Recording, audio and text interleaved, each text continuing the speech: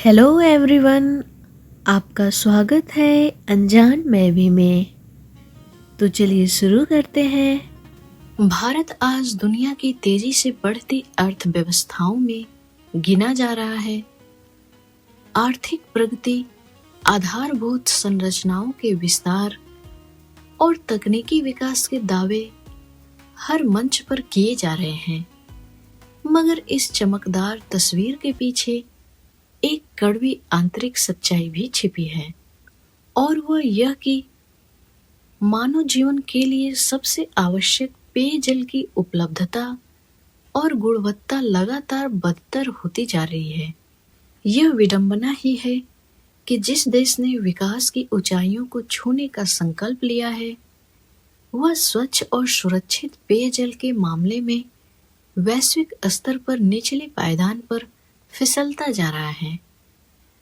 कुछ समय पहले मध्य प्रदेश के इंदौर शहर में प्रदूषित पेयजल आपूर्ति के कारण कई लोगों की असमय मृत्यु ने पूरे देश को झकझोर दिया।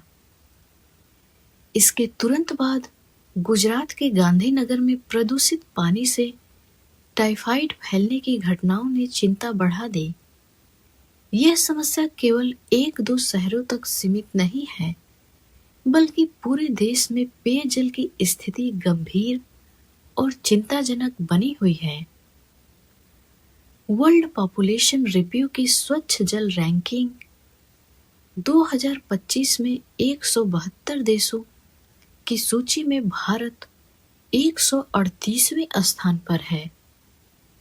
वर्ष 2013 के बाद देश की पेयजल गुणवत्ता में निरंतर गिरावट दर्ज की जा रही है।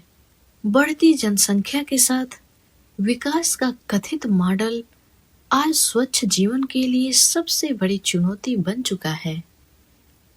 रासायनिक औद्योगिक अपशिष्ट, चिकित्सीय कचरा और सीवेज का गंदा पानी बिना समुचित शोधन के नदियों और दूसरे जल स्रोतों में सीधे छोड़ा जा रहा है। खेती, उद्योग और शहरी आबादी द्वारा पारंपरिक जल स्रोतों का अत्यधिक दोहन किया जा रहा है। बदले में उन्हीं स्रोतों में प्रदूषित जल प्रवाहित कर दिया जाता है। यह स्थिति किसी सामूहिक आत्मघात से कम नहीं है। कभी कलकल बहने वाली नदियां आज गंदे नालों में तब्दील हो चुकी हैं। जो नदियां धार्मिक आस्था और सांस्कृतिक पहचान का केंद्र थी, वे गर्मियों में बदहाल दिखाई देती है।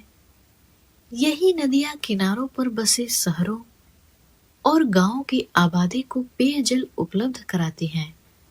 ऐसे में मानव दूषित जल को शुद्ध करने के प्रयास में कमजोर पड़ता जा रहा है और अंततः जीवन से हारने लगता है। दूसरी ओर छोटी और स्थानीय नदियां अब बरसाती नालों के रूप में पहचानी जाने लगी हैं। जल प्रदूषण नियंत्रण एवं रोकथाम अधिनियम 1974 और अपशिष्ट प्रबंधन अधिनियम 1969 जैसे कानून आज केवल कानूनी पुस्तकों तक सीमित होकर रह गए हैं। देश का लगभग 70% जल किसी न किसी रूप में प्रदूषित हो चुका है। विश्व स्वास्थ्य संगठन की एक रिपोर्ट बताती है कि भारत में संक्रामक बीमारियों का 5वां सबसे बड़ा कारण प्रदूषित जल है। केवल अतिसार से ही देश में प्रतिवर्ष लगभग 5 लाख बच्चों की मृत्यु हो जाती है, जबकि 2 लाख से अधिक वयस्क गंदे पानी से होने वाली बीमारियों के कारण अपनी जान गंवा देते हैं। देश की लगभग 60 करोड़ आबादी प्रतिदिन पानी की व्यवस्था करने के लिए संघर्ष कर रही है। उन्हें जैसा भी पानी उपलब्ध होता है, उसकी गुणवत्ता की परवाह किए बगैर वह उसे पीने और दैनिक उपयोग में लाने के लिए मजबूर है।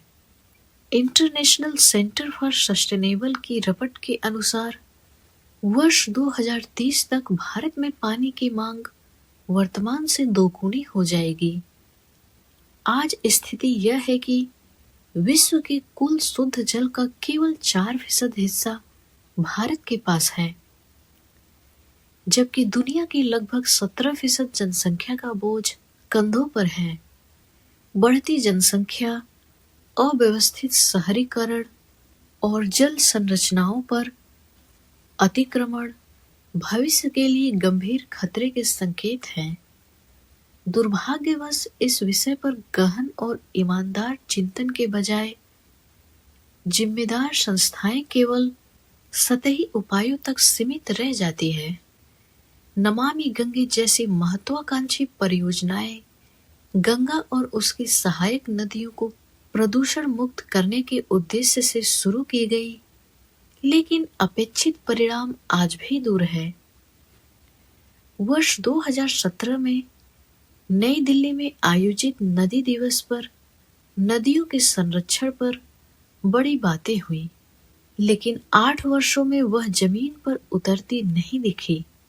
देश में सबसे बड़ी नदी जोड़ो परियोजना बेतवा केन लिंक का उदाहरण भी चिंताजनक है। मध्य प्रदेश के रायसेन जिले में बेतवा का उद्गम स्थल पिछले वर्ष गर्मी में सूख गया, लेकिन यह नदी शहरी नालों और औद्योगिक अपशिष्ट के सहारे किसी तरह अपना अस्तित्व बनाए रखने को विवश रही।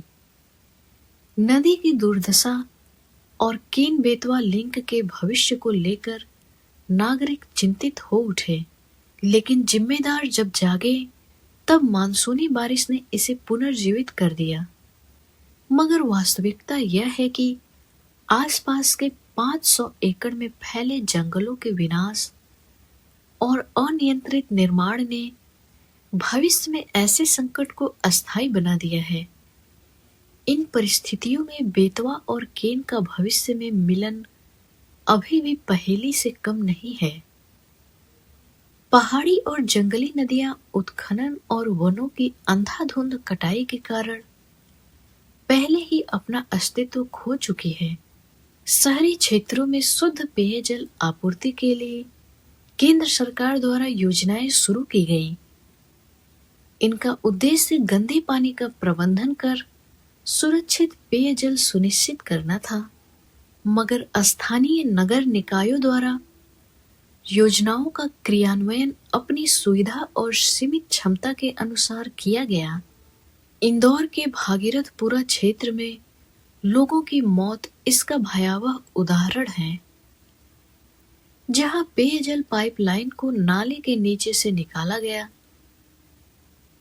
घटिया गुणवत्ता की पाइपलाइन में रिसाव के कारण लोग लंबे समय तक दूषित पानी पीते रहे थे। देश के ग्रामीण इलाकों में जल जीवन मिशन के अंतर्गत घर घर नल जल योजना लागू की गई, जो मुख्यतः भूमिगत जल स्रोतों पर आधारित है। मगर इस योजना में जल की गुणवत्ता परीक्षण पर पर्याप्त ध्यान नहीं दिया गया। कई स्थानों पर सूखे या कम जल देने वाले नलकूपों से ही आपूर्ति की जा रही है। जहां पानी उपलब्ध है वहां nitrate, fluoride, arsenic, iron, chloride और ई कोलाई जैसे घातक तत्व और जीवाणु पाए जा रहे हैं। जल जीवन आकलन की रपट के अनुसार अकेले मध्य प्रदेश में ही ग्रामीण पेयजल के 36.7% नमूने चिंताजनक गुणवत्ता वाले पाए गए हैं। देश भर में आपूर्ति किए जाने वाले कुल जल का लगभग 1/3 हिस्सा पेयजल मानकों पर खरा नहीं उतरता। निजी और सरकारी स्तर पर विकसित आवासीय कॉलोनियों में भी जल परीक्षण की अनिवार्यता न होने से नागरिक अनजाने में प्रदूषित पानी का उपयोग कर रहे हैं। दिल्ली, गाजियाबाद, नोएडा और अहमदाबाद जैसे शहरों में इसके कई उदाहरण सामने आ चुके हैं। शुद्ध पेयजल भले ही जीवन के अधिकार का हिस्सा हो, लेकिन इसकी जिम्मेदारी लेने से सरकारी और निजी एजेंसियां प्रायः बचती रही हैं। लापरवाही के मामलों में सख्त सजा के अभाव में प्रशासन भी इसे गंभीरता से नहीं लेता। आज आवश्यकता है ईमानदार आत्ममंथन की, जल स्रोतों को प्रदूषण मुक्त रखने, योजनाओं के वास्तविक और गुणवत्ता आधारित क्रियान्वयन तथा जवाबदेही तय करने की। यदि अब भी समय रहते ठोस कदम नहीं उठाए गए तो विकास के तमाम दावे प्रदूषित पानी में डूबकर रह जाएंगे।